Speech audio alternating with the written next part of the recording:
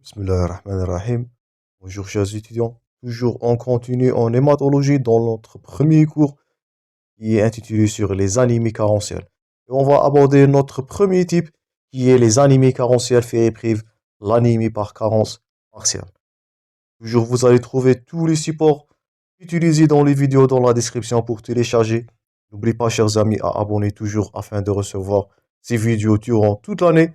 N'oubliez pas aussi, ça j'insiste, un maximum de j'aime et de partage. Ne laissez pas ces vidéos seulement à votre disposition. Un maximum de j'aime, un maximum de partage pour que ces vidéos atteignent le maximum nombre des étudiants le plus tôt possible. Donc, l'anémie carentielle fériprive ou l'anémie par carence martiale. C'est une anémie qui est due à la carence du fer, bien sûr, qui est due à l'épuisement du stockage et de réserve du fer dans l'organisme. Elle est définie par un déficit ou un épuisement, notez bien, de la ferritine. Donc c'est la ferritine qui est le réserve de fer dans le corps. C'est l'épuisement de réserve que nous allons voir dans la physiopathologie qui va donner une anémie carentielle, carence en fer, une anémie fériprive. C'est l'anémie la plus fréquente en consultation d'hématologie. Pourquoi? Notez ça. Parce que les réserves en ferritine, ils sont consommés les plus rapides, plus rapidement que les réserves en folate et dernièrement les réserves en vitamine B12. Donc c'est le fer qui va être épuisé le premier. Donc c'est en cas de réserve, c'est la ferritine qui va être consommée, épuisée la plus première, suivie par le folate. Et dernièrement, c'est la vitamine B12 qui va être épuisée dernièrement. Nous allons voir ça dans l'anémie mégaloblastique. Donc, c'est l'anémie la plus fréquente en consultation d'hématologie. Donc, elle est due à la carence en fer, l'épuisement de la ferritine, notez ça bien. L'anémie, elle est réversible, heureusement, après l'apport du fer. Donc, c'est bénigne. Notez bien ça, ça c'est à retenir par cœur. Une anémie fériprive est une anémie microcytaire hypochrome à régénératif. Là, ce terme-là, vous êtes censé de retenir par cœur. Donc, une anémie fériprive, je répète, c'est une anémie microcytaire, un VGM qui est diminué. Nous allons voir ça dans l'interprétation de l'hémogramme. Elle est une anémie hypochrome. Nous allons voir l'aspect hypochrome des globules rouges. Et c'est une anémie régénérative. Le taux de réticulocytes, il est inférieur à, si vous vous souvenez de la première partie, à 120 000 éléments par millimètre cube. Toujours, je vous invite à suivre l'enchaînement pour mieux comprendre. Cette anémie touche tous les âges. Donc, elle touche 30% de la population mondiale, 43% des nourrissons et les enfants, et 51% des femmes enceintes. Donc, on note un épuisement du stockage du fer de la ferritine au niveau de la grossesse. Et c'est physiologique. Et c'est un problème de santé publique. Je répète toujours, c'est la ferritine qui va être épuisée, consommée le plus, la première parmi les facteurs extrinsèques qu'on a vu précédemment. Et ça va donner l'anémie, retenez ça, microcytaire, hypochrome, régénératif. J'espère que vous n'allez pas oublier ce terme-là. Maintenant, quelques notions sur le métabolisme du fer. Notez bien, premièrement, j'espère que vous allez noter tous les points forts concernant la physiopathologie, que le fer, il n'est absorbé qu'à 10%. Donc, pour qu'un homme adulte doit absorber 1 à 2 mg par jour qui sont les besoins, donc il doit consommer 10 à 15 mg par jour du fer. Donc, il est absorbé qu'à un faible taux qui est de 10%. Et vous allez voir là, donc, le fer durant le bol alimentaire, donc c'est 8 à 13 mg qui va être dégagé, non absorbé. Donc les apports quotidiens, c'est entre 10 et 15. Là, c'est entre 8 et 13, un intervalle. Le fer absorbé, c'est juste de 10% de cette quantité totale. Donc c'est 1 à 1,5, on peut aller jusqu'aux 2 mg par jour du fer qui est absorbé. Donc faites attention afin d'avoir un besoin journalier qui est de 1 à 2 mg ou de 1 à 1,5 mg par jour. Le patient doit consommer, c'est fois 10, il doit consommer entre 10 et 15 mg du fer. Donc, Ne confondre pas entre les besoins et les apports. Les besoins, c'est entre 1 et 1,5 ou bien 2. Les apports doivent être situés entre 10 et 15 mg. Pourquoi? C'est que 10%, je répète ça, c'est à retenir par cœur, 10% du fer seulement qui est absorbé ou bien qui est apporté par l'alimentation, seul 10% de cette quantité va être absorbé au niveau des entérocytes. Le fer, il est utilisé partout. Donc, il est utilisé au niveau du muscle, tissu, donc c'est la synthèse de la myoglobine et les protéines non immuniques. Il est échangé avec le foie. 5 mg va être échangé. Et c'est le foie, ça c'est à retenir, qui est le lieu de stockage de la ferritine, qui est le réserve en fer. Donc, le fer, il est à consommer. La ferritine, elle est stockée au niveau du foie. C'est elle qui est le réserve en fer. C'est l'épuisement de cette dernière. On parlera de ferritine qui va donner l'anémie microcytaire, l'anémie carentielle. Le fer, il est transformé, bien il est lié à la transférine de quantité de 3 à 4 mg.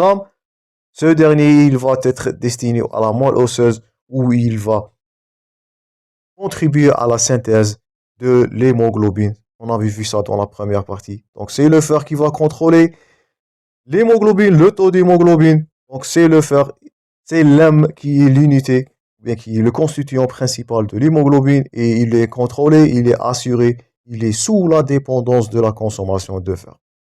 Donc après l'hémolyse, après qu'une érythrocyte a servi son but, entre 120 jours, elle va être hémolysée, elle va être recyclée et le fer, donc ça c'est de la physiologie, donc le fer va être réabsorbé. Donc l'hème va être dégradé. Si vous vous souvenez du cours de bilirubine ou bien du cours de Richter, donc ça c'est de la physiologie. Le fer il va être réabsorbé, réutilisé et l'hème va être dégradé et le cycle là se continue.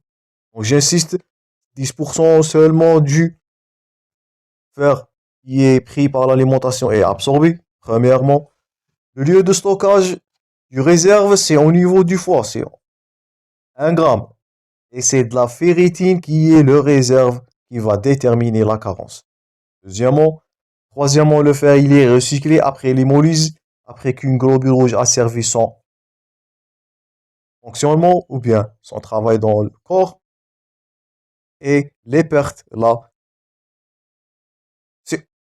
sont manifestées ou bien on les trouve dans les desquamations, le renouvellement des muqueuses.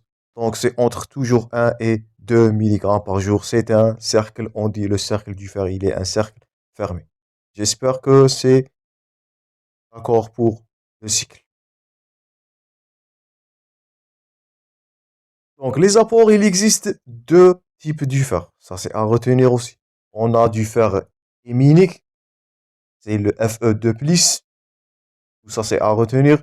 Il est bien absorbé et il est d'origine animale. Par contre, le fer non héminique, le Fe3+, qui est végétal, il est moins bien absorbé. Donc, deux sources animales et végétales, fer héminique bien absorbé et fer non héminique qui est moins bien absorbé au niveau des entérocytes. Passons maintenant au répartissement ou bien la répartition du fer dans le corps. Le fer se situe dans le compartiment fonctionnel. Donc 70% du fer, elle se situe au niveau de l'hémoglobine.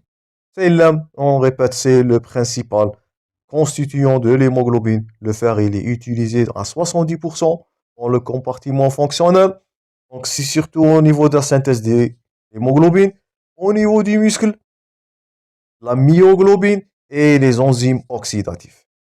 Et seulement 0,1% du fer, elle est liée à la transférine.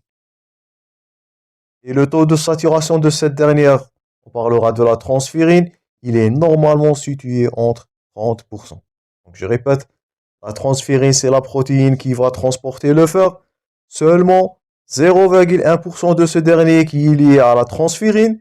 Cette transférine ou bien siderophyline, elle est normalement saturée. Faites attention, c'est pas 100% de transférine qui va être liées au fer. Donc seulement 30%, une affinité de 30% de la transférine vers le fer. Le dernier compartiment, c'est le compartiment réserve. 25% de ce fer,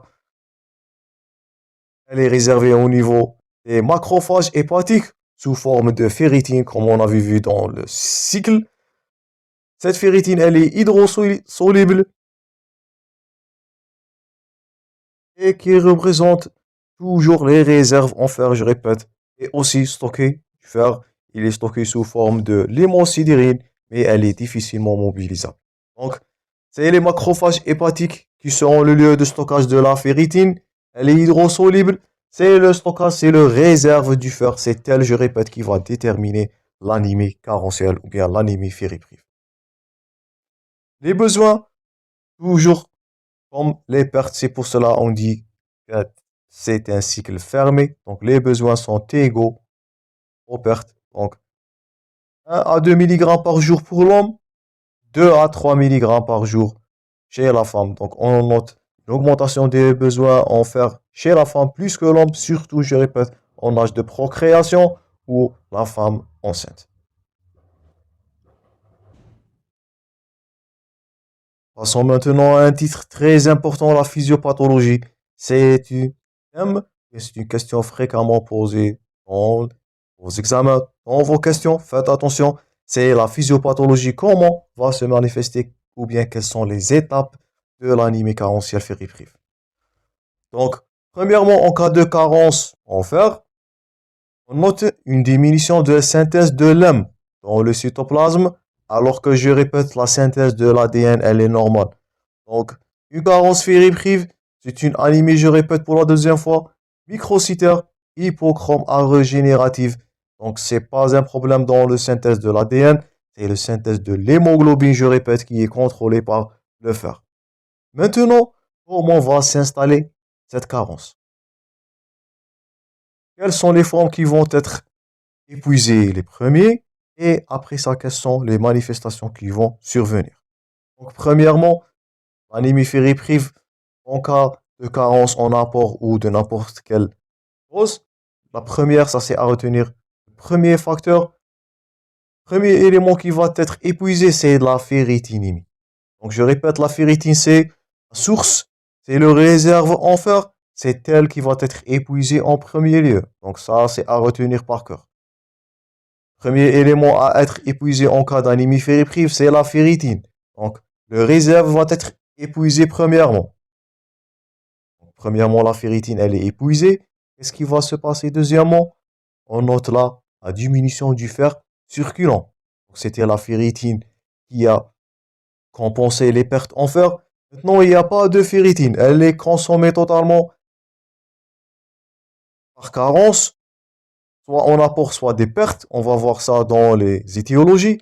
Donc, le fer circulant, il va être atteint. Donc, un taux du fer circulant va être diminué en deuxième plan. Donc, premièrement, la ferritine va être épuisée. Le fer sérique va être diminué. Qu'est-ce qu'on va noter? Si vous vous souvenez de la première partie, on note ce fer sérique va contrôler la synthèse de l'hémoglobine. Donc, on note là la diminution de la synthèse d'hémoglobine.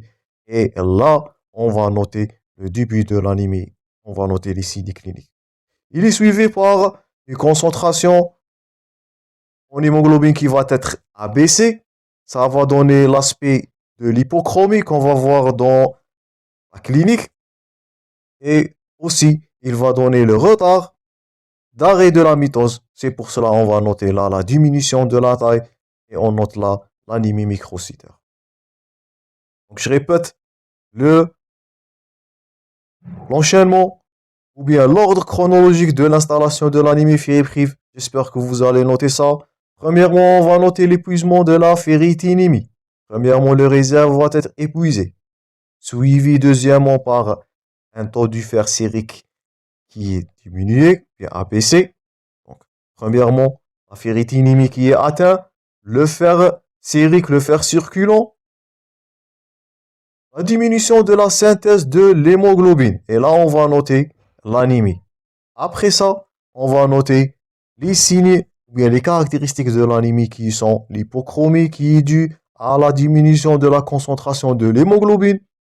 Et aussi, on va noter la microcytose, donc c'est le retard d'arrêt des mitoses. Et là, on va noter la diminution de la taille de globules rouges et de la nomenclature microcytose. Donc les manifestations biologiques et dernièrement, on va noter les manifestations cliniques. Donc la diminution du taux de fer dans les tissus à un renouvellement rapide. On parlera de peau, des cheveux et du muqueuse, des faneurs. Et ça va donner les signes extra-hématologiques qu'on va noter là. C'est les troubles des faneurs. Donc je répète pour la dernière fois. Les signes, premièrement, l'épuisement, ou bien l'ordre chronologique de l'installation de l'anémie. Premièrement, la diminution de la ferritinémie. Premièrement. Deuxièmement, diminution du fer circulant. Troisièmement, ça va interférer à la synthèse de l'hémoglobine. Là, on va noter l'anémie. Quatrièmement, les signes biologiques qui sont l'hypochromie et de la microcytose qui vont être vus dans l'hémogramme. Et dernièrement, on va noter là les signes cliniques en dernier lieu qui sont les troubles de Fanner, de peau, des muqueuses, des tissus à renouvellement rapide là. Et c'est pour cela, ou bien dans cet dernier lieu, on va noter les signes extra-hématologiques ou bien les signes cliniques. Ça, c'est à retenir par cœur l'ordre chronologique de l'installation de l'anémie carentielle, de l'anémie fériprive. Donc j'espère que c'est clair pour cette première partie. Je vous rencontrerai, chers amis, dans la suite de ce cours où on va aborder la clinique, le diagnostic et bien sûr la conduite thérapeutique, le traitement. Et c'est une compétence tout médecin généraliste doit acquérir, surtout le cours des anémies carentielles. J'espère que la vidéo était bénéfique. Je vous rencontrerai très prochainement, chers amis. Je vous souhaite le bon courage dans vos préparations. Merci pour votre attention et à la prochaine.